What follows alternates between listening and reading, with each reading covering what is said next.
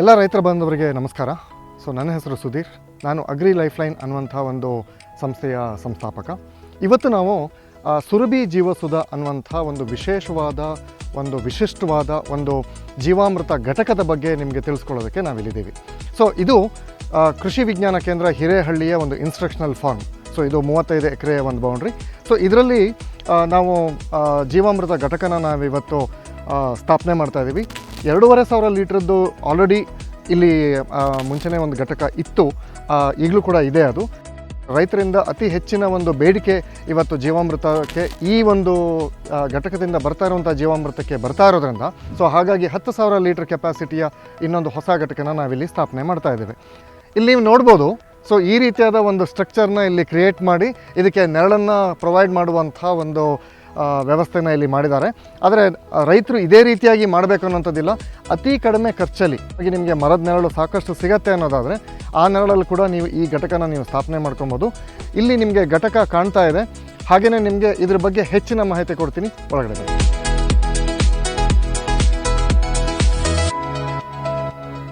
ಇಲ್ಲಿ ನೀವು ನೋಡ್ತಾ ಇರುವಂಥದ್ದು, ಇಲ್ಲಿ ನೀವು ಒಂದು ಪ್ಲ್ಯಾಟ್ಫಾರ್ಮ್ನ ನೋಡ್ತಾ ಇದ್ದೀರಾ. ಈ ಒಂದು ಪ್ಲ್ಯಾಟ್ಫಾರ್ಮಲ್ಲಿ ನಿಮಗೆ ಸಾಧಾರಣವಾಗಿ ಇದು 2 ಅಡಿಯ ಒಂದು ಪ್ಲ್ಯಾಟ್ಫಾರ್ಮ್ನ ನಾವು ಕ್ರಿಯೇಟ್ ಮಾಡಲಿಕ್ಕೆ ಹೇಳಿದ್ವಿ. ಅದೇ ರೀತಿಯಾಗಿ ಇಲ್ಲಿ ನೀವು ನೋಡ್ತಾ ಇರ್ಬೋದು, ಈ ಪ್ಲ್ಯಾಟ್ಫಾರ್ಮ್ಗೂ ಬ್ಯಾರಲ್ ಇಡುವಂತಹ ಪ್ಲ್ಯಾಟ್ಫಾರ್ಮ್ಗೂ 1.5 ಅಡಿ ಒಂದು ಹೈಟನ್ನು ನೀವು ಕೊಡಬೇಕಾಗುತ್ತೆ. ಅಂದರೆ 18 ಇಂಚಿನ ಒಂದು ಹೈಟನ್ನು ನೀವು ಕೊಡಬೇಕಾಗುತ್ತೆ. ಇದು 10,000 ಲೀಟ್ರ್ ಕೆಪಾಸಿಟಿಯ ಒಂದು ಯೂನಿಟ್ ಆಗಿರೋದ್ರಿಂದ ಇದು ನಿಮಗೆ 9 ಅಡಿ ಅಗಲ, ಹಾಗೆಯೇ ನಿಮಗೆ 16.5 ಅಡಿ ನಿಮಗೆ ಇದು ಉದ್ದ ಬರುತ್ತೆ. ಸಾಧಾರಣ ಒಂದು 18 ಅಡಿಯವರೆಗೂ ಒಂದು ಉದ್ದ, ಹಾಗೆಯೇ ಈ ಒಂದು ಬ್ಯಾರಲ್ ಇಡೋದಕ್ಕೆ ಅಂತ ಹೇಳಿ ಒಂದು 4 ಅಡಿ.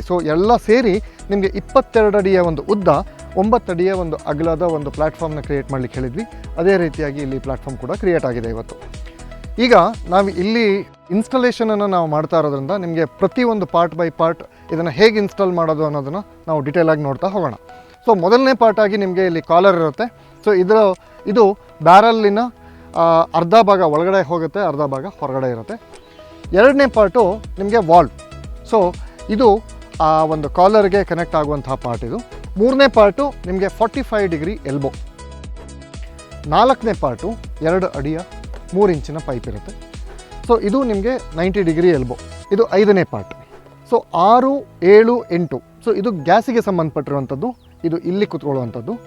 ಇದು ನಿಮಗೆ ಯಾವಾಗಲೂ ಈ ಒಂದು ವಾಲ್ವ್ ಏನಿದೆ ಇದು ಹೇಗಿದೆಯೋ ಹಾಗೆಯೇ ಇದು ಯಾವಾಗಲೂ ಆನ್ ಆಗಿರಬೇಕು, ಯಾವುದೇ ಕಾರಣಕ್ಕೂ ಆಫ್ ಮಾಡಬಾರ್ದು. ಇನ್ನು ಕೊನೆ ಭಾಗದಲ್ಲಿ ನಾವು ನೋಡೋದಾದರೆ ಔಟ್ಪುಟ್ ಸೈಡಲ್ಲಿ 2 ಪಾರ್ಟ್ ಬರೋದು. 9ನೇ ಪಾರ್ಟು ಒಂದು 45 ಡಿಗ್ರಿ ಎಲ್ಬೋ ಇರುತ್ತೆ, 1.5 ಇಂಚಿನ ಎಲ್ಬೋ.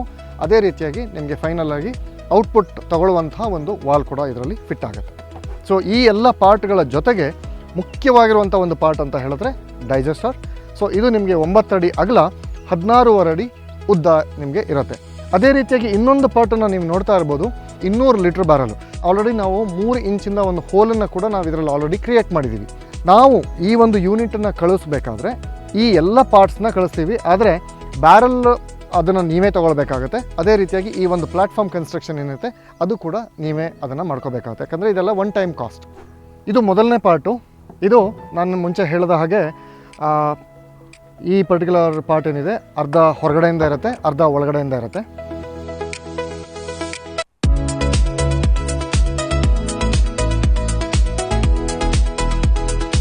ಈಗ ನೆಕ್ಸ್ಟ್ ಪಾರ್ಟು ವಾಲ್ವ್. ಈಗ ಈ ಪಾರ್ಟನ್ನು ನಾವು ಫಿಟ್ಟಿಂಗ್ ಮಾಡ್ತಾ ಹೋಗ್ತೀವಿ.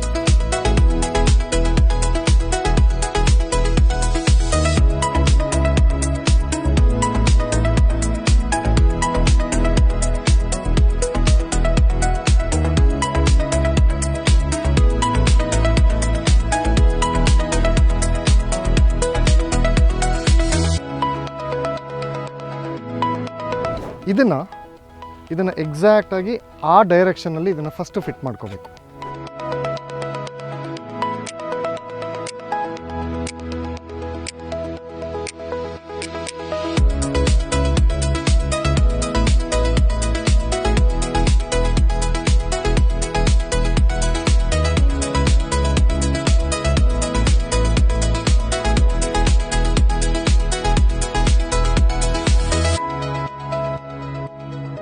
ಆರು ಏಳು ಎಂಟು ಗ್ಯಾಸ್ ಕನೆಕ್ಷನ್ ಪಾರ್ಟ್ಸ್. ನೀವು ಯೋಚನೆ ಮಾಡ್ತಾ ಇರ್ಬೋದು, ಓ ಹಾಗಾದರೆ ಇದರಿಂದ ಬಯೋಗ್ಯಾಸ್ ಕೂಡ ಬರುತ್ತಾ ಅಂತ. ಖಂಡಿತ ಬಯೋಗ್ಯಾಸ್ ಬರುತ್ತೆ, ಆದರೆ ಇದನ್ನು ಮನೆ ಬಳಕೆಗೆ ಯೂಸ್ ಮಾಡಲಿಕ್ಕೆ ಇದು ಅರ್ಹ ಆಗಿರಲ್ಲ, ಅಥವಾ ಇದು ಅದರ ಒಂದು ಮೀಥೇನ್ ಪರ್ಸೆಂಟೇಜ್ ನಿಮಗೆ ಸಾಕಾಗಿರಲ್ಲ. ಯಾಕೆಂತ ಹೇಳಿದ್ರೆ ಈ ಒಂದು ಯೂನಿಟಲ್ಲಿ ಸಾಧಾರಣವಾಗಿ ನಿಮಗೆ 27% ಮೀಥೇನ್ ಕಾನ್ಸಂಟ್ರೇಷನ್ ಇರುತ್ತೆ. ಆದರೆ ಮನೆ ಬಳಕೆಗೆ ಯೂಸ್ ಮಾಡಲಿಕ್ಕೆ ನಿಮಗೆ ಕನಿಷ್ಠ 55ರಿಂದ 60% ಬೇಕಾಗುತ್ತೆ. ಸೊ ಸಾಧಾರಣವಾಗಿ ನೀವು ಬಯೋಗ್ಯಾಸ್ನ ಯೂನಿಟ್ ನೋಡಿದಾಗ 1 kg ಸಗಣಿಗೆ 2 ಲೀಟ್ರಷ್ಟು ನೀರು ಅಂತಂದರೆ ಎರಡೇ ಇಂಗ್ರೀಡಿಯೆಂಟ್ಸ್ ಅದಕ್ಕೆ ಹೋಗುವಂಥದ್ದು. ಅದರಲ್ಲಿ ನಿಮಗೆ 55ರಿಂದ 60%ಗಿಂತ ಹೆಚ್ಚು ನಿಮಗೆ ಮೀಥೇನ್ ಕಾನ್ಸಂಟ್ರೇಷನ್ ಇರುತ್ತೆ. ಸೊ ಹಾಗಾಗಿ ಅದನ್ನು ನೀವು ಮನೆ ಬಳಕೆಗೋಸ್ಕರ ನೀವು ಅದನ್ನು ಯೂಸ್ ಮಾಡ್ಬೋದು. ಆದರೆ ಈ ಒಂದು ಯೂನಿಟಲ್ಲಿ ಏನಾಗಿರುತ್ತೆ ಅಂದರೆ 1 kg ಸಗಣಿಗೆ 20 ಲೀಟ್ರ್ ಅಥವಾ 30 ಲೀಟ್ರ್ಗಿಂತ ಹೆಚ್ಚಿನ ಒಂದು ನೀರಿನ ಪ್ರಮಾಣ ಇರೋದ್ರಿಂದ ನಿಮಗೆ ಮೀಥೇನ್ ಕಾನ್ಸಂಟ್ರೇಷನ್ ತುಂಬ ಕಡಿಮೆ ಇರುತ್ತೆ. ಇದು 9ನೇ ಪಾರ್ಟು ಮತ್ತು 10ನೇ ಪಾರ್ಟು. ಇದು ಔಟ್ಪುಟ್ ಸೈಡಿಗೆ ಕನೆಕ್ಟ್ ಆಗುವಂಥದ್ದು.